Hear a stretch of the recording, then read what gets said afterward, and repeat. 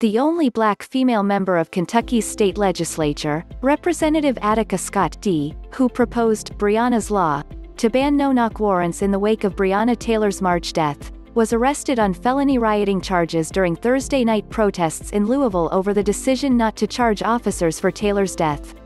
If you arrest the loudest voices fighting racial injustice in Louisville, we have to believe you want to silence the fight against racial injustice, Kentucky State Representative Josie Raymond tweeted on Thursday night. The words escape me right now, wrote fellow state representative Charles Booker. This is happening in Louisville as we speak.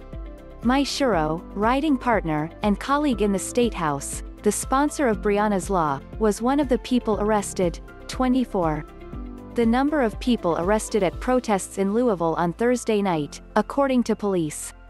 Protests started in Louisville on Wednesday immediately after Kentucky Attorney General Daniel Cameron announced a grand jury's decision to bring charges against just one of 3 Louisville Metro Police Department officers involved in Taylor's shooting. Brett Hankison was charged on 3 counts of wanton endangerment in the first degree, for shooting into a neighboring apartment, but he and the other 2 officers, Jonathan Mattingly and Miles Cosgrove, were not charged for Taylor's death.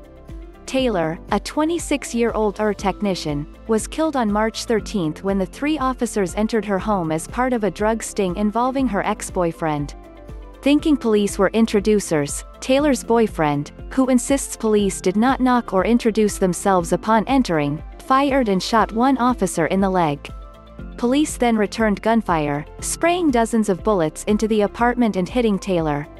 The city of Louisville agreed to pay Taylor's family $12 million as part of a wrongful death lawsuit, one of the largest payouts to a black person killed by police.